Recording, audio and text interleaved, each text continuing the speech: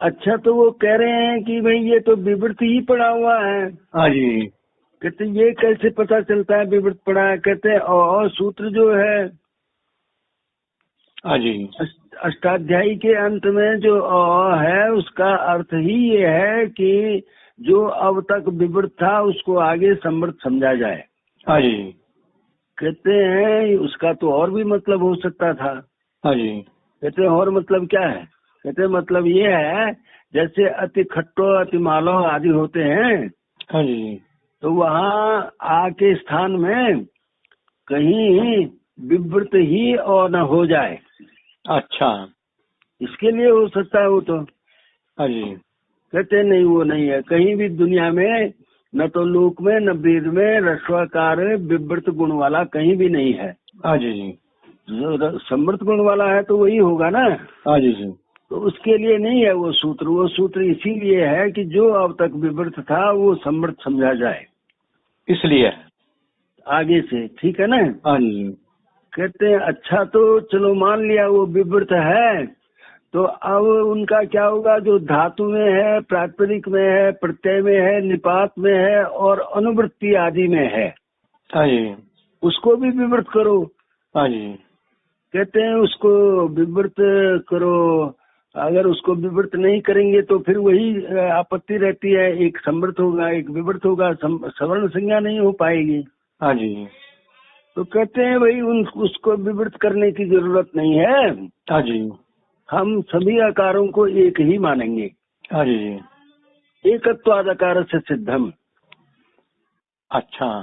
सब आकार एक हैं। हाँ जी। कहते हैं सब एक हैं, फिर तो बड़ा गड़बड़ होता है। हाँ जी। एक मिनट, एक मिनट।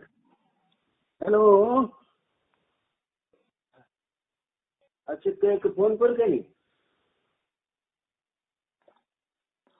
है रील फोटो है, ट्यून में था रील फोटो। अच्छा अच्छा, चल कोई बात नहीं। मैंने वही जीते सही, उसके उसमें फोन में उसको मैसेज भी चला गया हुआ। चल कोई बात नहीं, तो मत कर दी तो आपको, है ना? ठीक, अच्छा ओके। हाँ जी सर। हाँ ठीक है जी। तो ये कह रहे हैं अगर आकार को एक मानते हो तो फिर तो कई आपत्तियां आती हैं। हाँ जी जी। तो कौन कौन सी आपत्तियां हैं? एक पहली आपत्ति है कि कहीं पर आकार को आपने णित किया है, कहीं कित किया है, कहीं कुछ किया टित किया है, बहुत सारे अनुबंध लगाए हैं ना। हाँ जी जी। तो वो एक अनुबंध का काम दूसरे में प्राप्त होता है। हाँ जी। एक आपत्ति। दूसरी आपत्ति थी कि एकाच लक्षण जो है और द्वज लक्षण जो शास्त्र है, हाँ जी। उसमें गड़बड़ी पैदा होती है। हाँ जी। क्योंकि और जैसे एक है फिर ई भी एक हो जाएगा, ओ भी एक माना जाएगा सब जगह। हाँ सब जगह। तो किरणा गिरणा में तो एक ई माना जाएगा, किरी में एक ही ई माना जाएगा, गिरी में भी एक ही ई माना जाएगा, वो एकाच हो जाएगा। हाँ जी जी।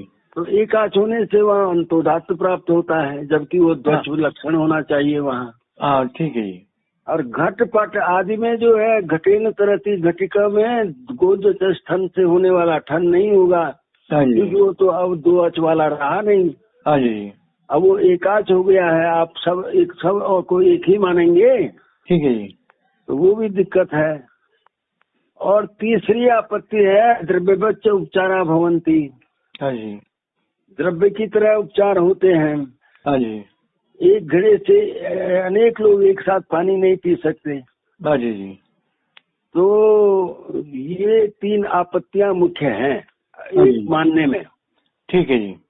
इनका समाधान किया कि भाई जो पहली आपत्ति थी उसके लिए बोल दिया कि विषय विषय पर अलग अलग अनुबंध लगाए हैं, ठीक है जी। इसलिए अनुबंध सांकर्य नहीं होगा।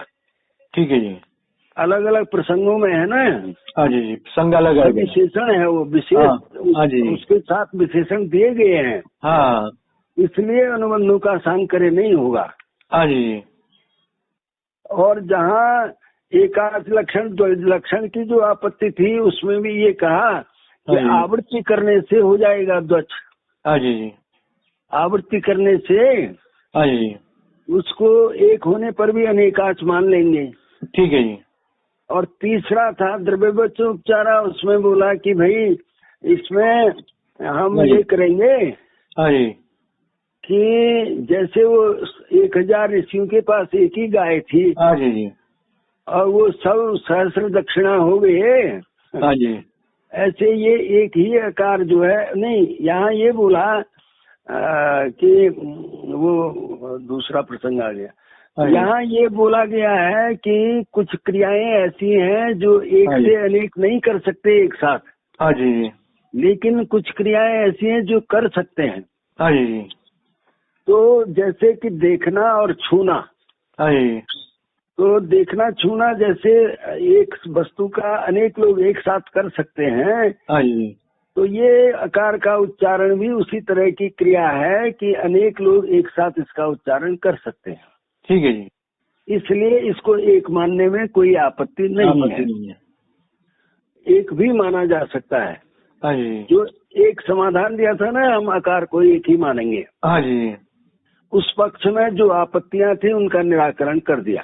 हाँ जी जी, लेकिन फिर उनका मन माना नहीं, कहने लगे आप हमें बहका रहे हैं। हाँ, अन्य भावम तो आकारस्य, हाँ, अन्य भाव का मतलब है तो भाई ये अलग अलग है, आप भले ही इनको एक हाँ, बोलते जाओ, हाँ जी जी, पर एक होता नहीं है आकार, अलग अलग है ये। हाँ जी जी, कहते कैसे, कहते नहीं तो दंड काल, वो दिया ना वहाँ पर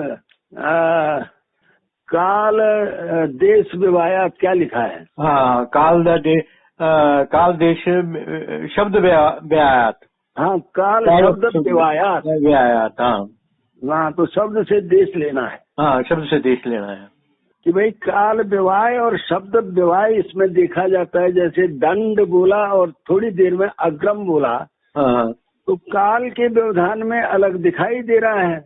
हाँ जी जी, एक ही देवदत्त अनेक कालों में नहीं हो सकता, वही पिछले साल भी था, वही मैंने पिछले शताब्दी में भी था, वही इस शताब्दी में भी नहीं हो सकता। ठीक है जी, काल व्यवधान में अलग अलग होते हैं ना, हाँ जी जी, इसी तरह देश व्यवहार। हाँ जी जी, तो हम तो कहते हैं तो काल शब्द व्यवधान देखा जा रहा है, तो इन वर्णों को हम अगर पक्षियों की तरह मान लें, कहते हैं ये नहीं हो सकता है। हाँ जी, उसमें शब्द में अनित्यता आती है। हाँ जी जी, शब्द क्या है? शब्द तो व्याकरण मानते हैं नित्य।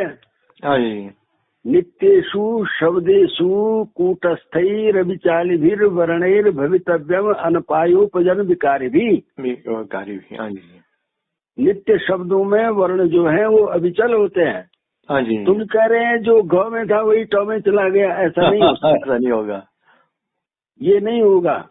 हाँ जी, अलग अलग ही मानना पड़ेगा उसको। हाँ जी, वो अनेकाच ही है, ये मतलब हुआ। ठीक है जी, कहते चलो इनको सूर्य की तरह मान लेते हैं, एक ही सूर्य है, वो अलग अलग जगहों पर दिखाई देता है। हाँ जी जी, एक साथ बहुत लोग अपने अपने जगह देखते हैं ना।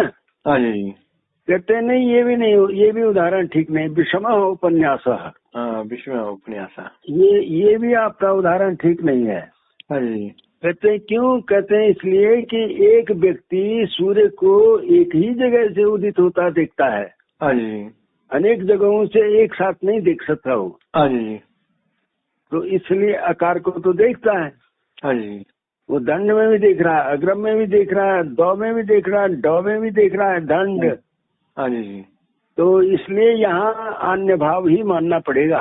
हाँ जी, तब अंत में बोल दिया कि अच्छा तो ये करते हैं कि भाई अवर्ण आकृति उपदेशोयम, ये आकृति का उपदेश मानेंगे यहाँ। हाँ जी जी, अवर्णाकृति उपदिष्टा सर्वम अवर्णकुलम गृह्यति तथा वर्णाकृति तथा वर्ण, आकृति का उपदेश मानेंगे। हाँ जी जी, ये आकृति उपदिष्ट है, अयुण में एक आकृति का उपदेश है, व्यक्ति का नहीं है।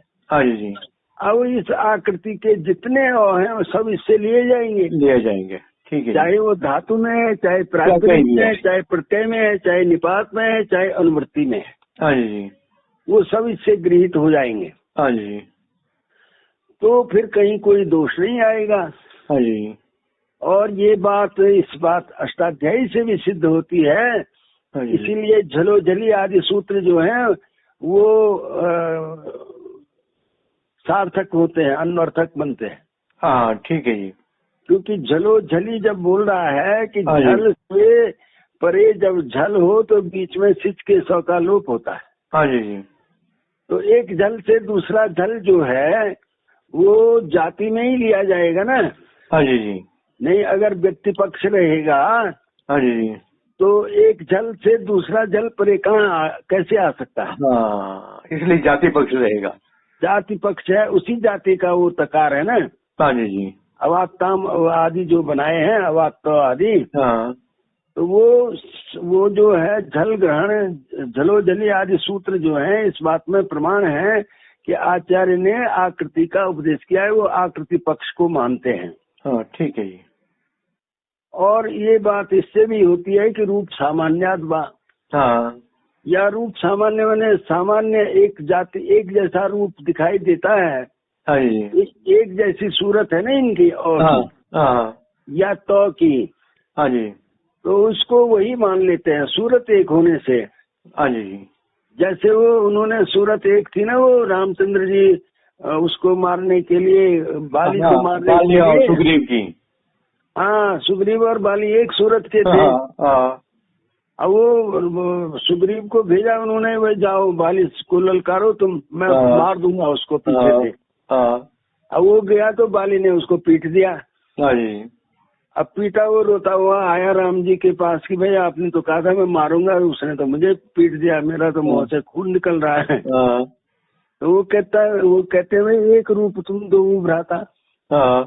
अरे तुम्हारे तो दोनों के रूप एक जैसे, मुझे पता ही नहीं लग रहा था कौन बाली है कौन सुग्रीव है। अगर तू मैं बाण छोड़ देता तो कहीं तू ही न मर जाता। बहुत सुंदर है ना।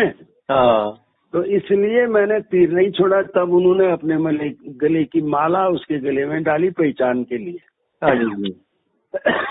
तो उसको विशिष्ट बना दिया ना। विशिष्ट बना दिया, विशेषण युक्त कर दिया उसको। तो तब उनको बाली मारना सुलभ हुआ।